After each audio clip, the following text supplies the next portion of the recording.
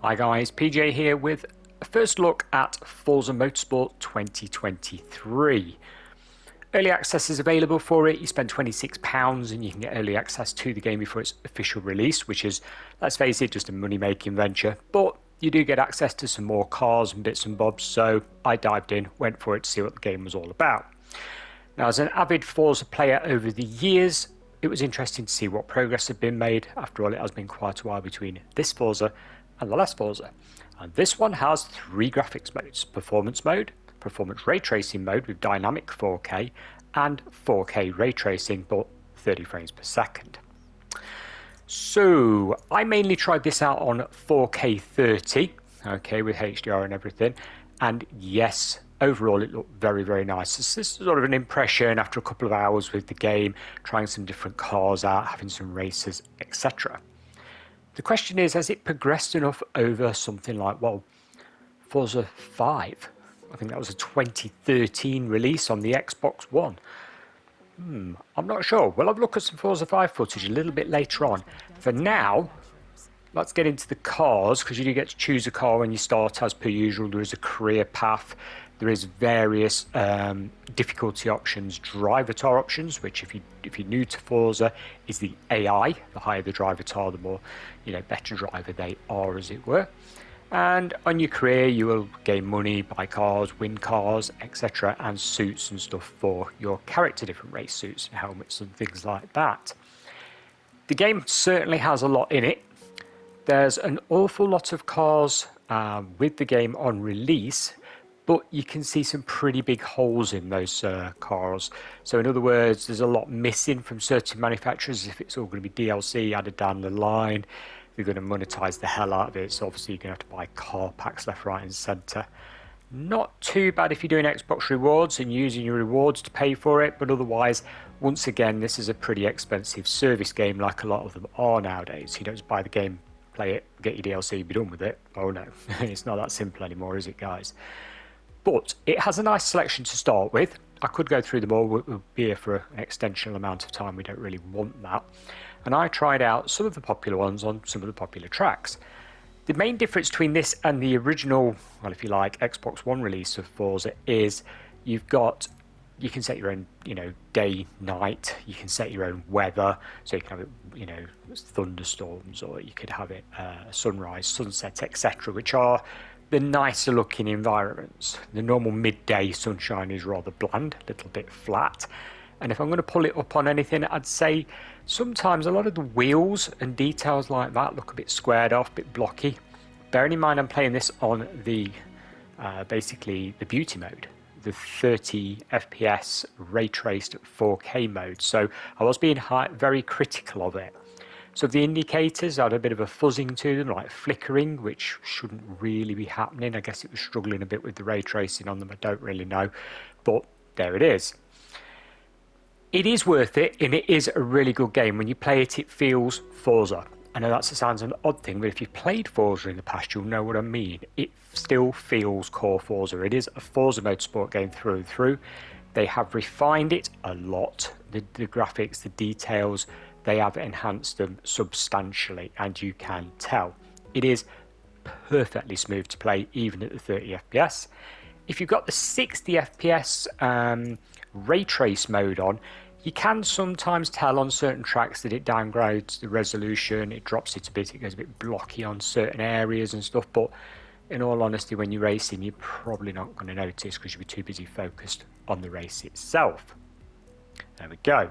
So that's its main differences from the old Forza 5. Well, what about Forza 7? Because Forza 7 released and it was pretty full packed. Well, the upgrades are a lot more minor from Forza 7, I must admit. Yes, some of the graphics look better, not all, definitely not all. And I suppose the fact that car tuning has been changed a lot and the track conditions, etc., they've been working on those, you can tell slightly, not much. Think of this game as more of an evolution of 7 rather than okay, let's wipe the slate and start again with a brand new Forza. It was a good thing, a good model originally, so why break it? Why change it? It works, just refine it. If you're going to buy the game, because that is a very subject thing now, it is on Game Pass, so you don't even have to buy it. You can just subscribe to Game Pass, and you can also get the pack that I got for £26 to play it early and get the extra stuff. But if you want to buy the game, yes, it's available to buy. £70 will get you, the base version of the game, but I would probably expect to spend more on it over time because they are going to add a lot to it. Let's get into some racing and have a look at some stuff. The first thing that struck me while racing was the way the light cascades and bounces around the dashboard. If you go under a street light or some spotlights, it will sort of cast its shadow as you go past it, and it goes across the interior of the car, which is a nice touch. Some racing games do that, but to sort of a lesser effect. They'll have like a sheen, but this has full-on lighting going across, which is very, very nice. Actual racing, yes, you've got rewind for, well, when you screw it up, because let's face it, you will, and you can rewind substantially just like on previous Forza games. Your mirrors work correctly, they're not a blurry mess like on, say, the Crew Motorfest, which, although is an arcadey game, it would have been nice to have had nice working mirrors. The other cars, the AI, yes, you can tune them so that they really will be competitive with you. They're sort of learn in a way, or they mimic other people that you know, friends online that play this game. So they sort of set themselves up and you can adjust their aggression and abilities accordingly. Track selection is excellent, and obviously the weather dynamics are fantastic. This is early morning, so this is like just sunrise, and I think it sets the mood really well. We got the nice Suzuka circuit going on here with obviously the wheel in the right hand side there. Overall looked great. Now the game doesn't judder or stutter. If you see any juddering or stutter, it's the way Xbox records its DVR. It's flawed to say the least. It's always had problems, and it probably already will, but hey, that's that. It's nothing to do with the game, guys. So overall, really nice. And you can tune your car. So let's have a look at tuning your car. You pick said car, and then obviously you can design and paint it. Forza has a massive library of stuff that you can download for paint schemes and stuff. It's the same as previous ones, so players can submit their designs and libraries and you can download it onto your car. Right now, this is the first day of pre-release, so sort of really isn't anything, to be honest with you. It's early on, so I've not gone into it to show you a load of stuff because, well, the game's not been out long enough for people to get creative and do stuff. Well, it's not actually out yet, so there we go. Setup Manager is just like the old Forzas, whereby you can tune like your ride height, your camber, your caster, your angles, your tyre pressures, everything to do with suspension, everything to do with braking, so you can have your percentage front and rear, same with suspension, how hard your dampers are, how much rebound they've got, suspension spring height, everything, every minor detail can be tweaked. And also, of course, you've got to think tyre heat as they heat up on the surface, and they will heat up at different sort of rates depending on the surface. So if the surface is wet, it'll stay cooler longer. But on a wet surface, you'd want a different tyre to a dry surface, etc., etc. So the fine tuning is there if you wish to play. Otherwise, just stick it on sort of free mode, arcade mode, and go and have a blast, and it sort of sets it all up for you, which is very, very nice. I mentioned Forza 5.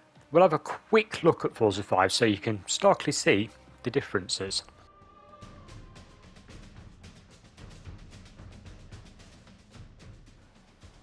First thing that stands out to me is obviously the resolution. This was made for an Xbox One, so it's a bit grainy, a bit liney. It's not quite as, finite as it were. The car models aren't too bad. The interiors are okay, but again, they're missing that finite granular detail. It's the tracks and side of the tracks where the massive visual improvements are there, and of course the weather. Now, back in Forza 5 day, they didn't have variable weather and things like that. They just had the fixed weather for the fixed track, and in fact the game was criticised for its lack of content on release. It was a very quick one, but we're here just to look at the graphics comparison, and as you can see, it is starting to look dated. There is a big jump. We're talking 10 years here of technology, and it does show. It still looks well, it still plays well and feels like a Forza, but let's face it, looking at those trees and those surroundings, it's not like this. Now sadly, Forza 2023 doesn't have the Yas Marina track, which is a shame, so I'm assuming that's coming in, well, paid DLC. But you must admit, for a clear sunny day, which is the same weather conditions as the Asmarina Forza 5 track, this looks a hell of a lot better. The damage that the car's getting is leaps ahead. The interior detail of the car, with all of its fibres and everything on show, you know, it is spectacular.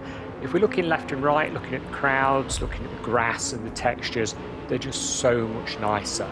So progress has clearly been made while keeping the original Forza formula, which is what it's all about. So let's face it, do I recommend this? If you're a Forza person, obviously you're going to buy it, or obviously you're going to play it on Game Pass. But let's just say, for example, I don't know, you play Project Cars or Gran Turismo even, and you're thinking, okay, shall I delve into this time because we've not had one of these for a while? The answer is yes, guys. This plays really, really well. For me, it's a solid 8 out of 10. And I'm only knocking it down very, very slightly because, like I said, there is the odd little flickering graphics issue with it, and a lot of this is going to be paid content. I don't like that in games. I do think that they're trying to milk you for every penny we can get with these service games, and let's face it, they are doing. It should have had a bit more content in it from release, so it is a bit of a point for that, and a bit of a point on some of the little, very tiny graphics issues. Does it compare to Gran Turismo? I have not actually bought Gran Turismo yet. I've not had time, I've not got round to it. Make excuses as you wish. Gran Turismo is a fantastic game. My friends are telling me that Gran Turismo looks better than this. Very subjective. I can't comment. Like I say, I've not even played it yet. I've not got round to it. I've always been a Forza person, so here's a Forza video. On that, guys, I'll end it. Brilliant game. Highly recommend it. Go and buy it, get the pre-release bundle even, get stuck in there. It will keep you going for hundreds of hours, just the career path alone. Thanks for watching. Bye for now.